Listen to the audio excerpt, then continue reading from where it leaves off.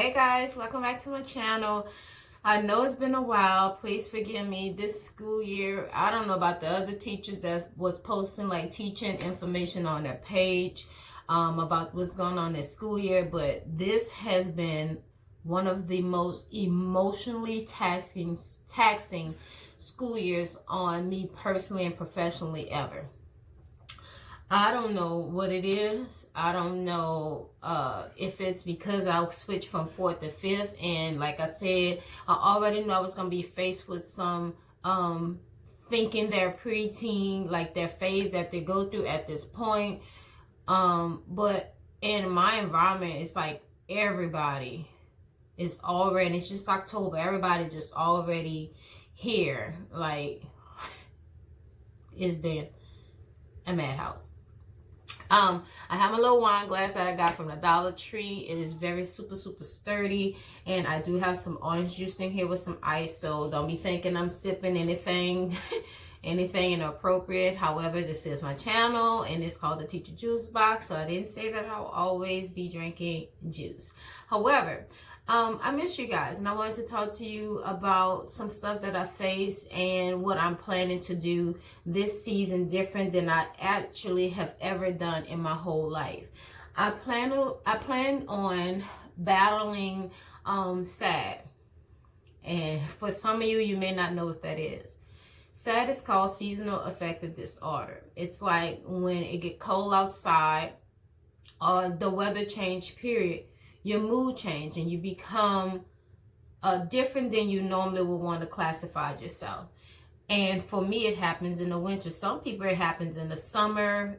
You get anxiety about it, and you get anxiety about a whole lot of things when it comes to summer. But I am a winter, cold weather, S.A.D person, seasonal affective disorder person. No, I have not been technically diagnosed with this, but looking at the symptoms over the years, I have always known when that S.A.D hits me and affects me. So some of you may know that as well. So I want to talk to you. Now, the biggest thing about S.A.D is that it can affect anybody at any age. And I hope, I have a 5-year-old, so I hope that she do not go through this, but it's very emotionally taxing. So you have to consciously live every day with a purpose, and in order to not allow it to kind of swallow you whole. And what I mean by live every day with a purpose, you have to really get through the winter months with goals, daily goals, hourly goals, minute goals, in order to not fall victim to you becoming too depressed, to be honest with you. So there's 5 things that I plan on doing. The first thing I plan on doing is to make sure that I keep myself up, like keep my hair combed, wear my makeup every day, keep my nails done. Whenever I go out, make sure that I'm looking my best, because when I look my best, I feel my best. So that's one thing. So I'm going to always make sure that I have myself put together. Another thing is recognize your symptoms. And a lot of people would say that it just hits you. It don't. It comes on slowly. It's like a grizzly bear. And that grizzly bear is walking to you, and it's coming. And guess what? You do not have any energy to fight it off. And that grizzly bear grab hold of you and just want you to be stuck in that moment and fearful of getting out of it. And it just wants to hold you. And it held me a couple of winters. And what I mean by held me, it really did. It just keeps me last minute with everything, because it's just, I don't like to be overwhelmed. So it's like I'm so stuck in those moments that I can't get out of myself. I can't get out of it. It's like this big huge grizzly bear just holding you and saying, you know what, you're gonna be right here for a while. And in order to do that, you have to keep running. You have to see it, and you have to run in the opposite direction from it. And this is what I'm doing at this time, because right now what I really want to do is to lay on my couch and fall asleep with a warm electric blanket on me, and just not think, not talk, just be in it, just be held by it. But I have things to do. I wanted to make sure I get my video out. This is another way that I'm battling it. That's the third thing. Make sure that you have some sort of hobby that really gets you up. And I miss YouTube so much, and the traction that I was getting. Like I say, my first goal was 50, then my second goal was 100, but I just made it to 50. So I don't think that this is going to be an easy process to kind of get my viewership up. But I also know that it takes you being consistent. And with S.A.D, you're never consistent with anything because you're stuck. So to make sure I don't get stuck in that, I want to make sure that I'm very consistent. So my hope is to do videos all throughout the winter month in order to make sure that I'm battling it at the best. And also, I've gained weight recently with the weather changing and S.A.D coming up on me, because I really just want to eat sweets. I really just want to lay down and not be active, and that's what S.A.D will make you want to do. And I just don't want to do that, because I feel heavy. My clothes feel tighter. I feel yucky, and then that makes me feel worse. Like I say, my first thing was to make sure that I'm looking good, so I want to look my best, and I don't feel my best if I'm gaining weight and all my clothes not fitting, and then I'm like, okay, I need to go shopping. Okay, all the stress that comes with that, because I have been in between size. So I don't want to go full on into the plus size range, but at the rate that I'm going, I've been gaining like 10 pounds every 2 weeks. That's not good, and it's not going to be good on my emotional. It's not good on me when I look in the mirror. It's not good on me when I just feel the change in my clothing, how it's fitting.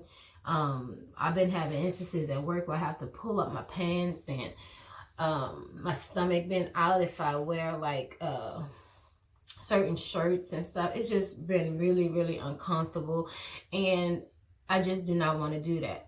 And I've been making a mental commitment to myself to say, okay, I'm going to exercise. But every time I get home, that grizzly bear say, hey, welcome home. This is your cozy place. Come cuddle with me and hold me.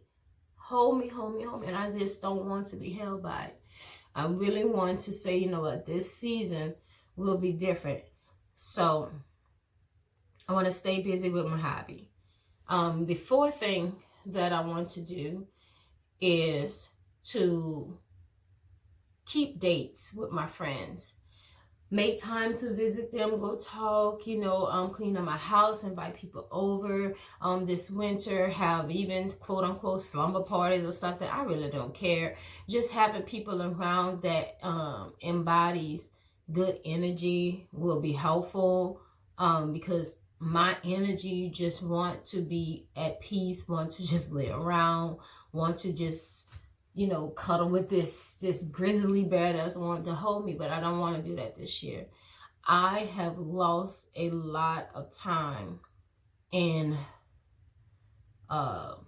legwork when it comes to things that I can really be so great at and accomplish, because I be so stuck in my S.A.D disorder. And I just don't want to feel that sense of what happened. And then at the beginning of the year in 2020, like, oh, new year, new me, and these are my goals and this and that. And you just allow your winter months, like all November, to be everything you don't want to be. And you allow December to catch up on you and the holidays, and you're just in that emotion. I want to experience it. I really do. I want to experience this winter blues. I want to experience this different this year. And I'm going to fight for it. The biggest thing is staying motivated throughout. Because the grizzly bear, when you have S.A.D disorder, is pretty attractive. It's pretty strong. It's pretty intimidating not to go into and not to allow it to just grab you. It's just like, oh, so pretty, and it's like, oh, this is for you. I'm here to hold you and shelter you from all these problems you had all day, and from all the energy that you need to do this and do that. No, it's not. And it's almost like the devil in disguise, like, oh, come here, let me hold you, let me just hold on to you. No, it's not good. It's never been good. It's enticing, and it's toxic, and it has been toxic, and it makes a person, especially a person with goals, not achieve them because you're so busy being held up by this sense of sadness. And also, the other day I found myself in a very, very low point. And I was like, what is wrong with me? What is going on? And I realized that it was my grandmother's birthday. My grandmother was my best friend. And I just started feeling sad and started thinking about it, and started thinking about the time that I had with her, and thinking about the times that we spent. And when I would come home from college, she would be there for me. And every time we went somewhere, she'd make sure everything was together and family was together, and how she would love my daughter. And I really, really miss my grandma. I wish I had more time with her. I want to just talk to her. So it makes me kind of sad that I can't do that in December. So what I have decided to do is, when I get a moment, to journal. And my journal is to her, just talking to her, doing it in a written form, and sometimes talk to her just to make sure that I get those emotions out, so her memory and her thought will still be relived and alive, but it also won't consume me in my mind. I can get it out and have a place. So I don't know if anyone suffer with the winter being a time when you have lost someone, and you just get in those feelings, and you just really don't have that person anymore. They're long gone, and you just want to release that. I do recommend that you release it written and verbally, and that way you can get it out double time. And that's what I plan to do. For the most part, I think, because I have done this video, that what I have decided to do is working. But this is only day 2. Yesterday, what I did was I started doing some planning, and I work long hours doing those planning. And normally when I'm in sad, when in winter blues, I never work long hours on anything. I'm like, really, wham bam, let's go, that's it, I had enough. And I have been trying to make sure that I every day get up and do something, and it hasn't been that hard, but it hasn't been that easy. So for those of you that are watching, pray for me. And for those of you who suffer with this, please leave me a comment below about how you battle it. If you do, if you take medicine, like, what do you guys recommend that I do? I've read many excerpts, and I will be doing a series called Battling S.A.D this summer. So guys, just keep posted. I'll let you guys know my progress, how I'm doing.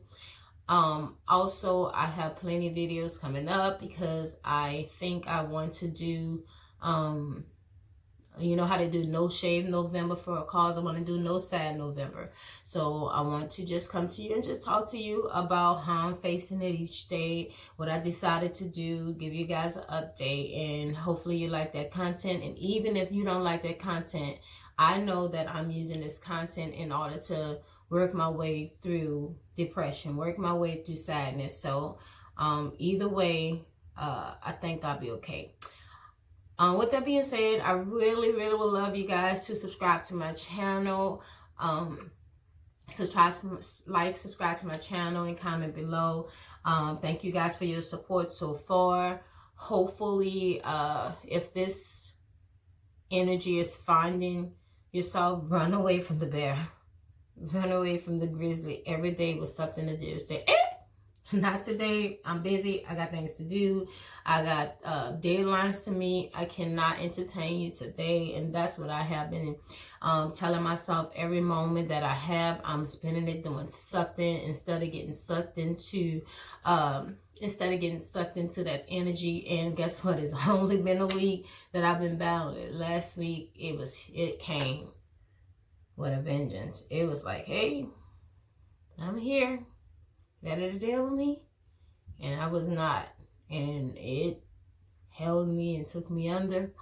And my goal is for me to build better defenses this year. So hopefully they'll work. Well, I miss you guys. I'll be talking to you guys soon. And like I said, leave a comment below. Bye, guys.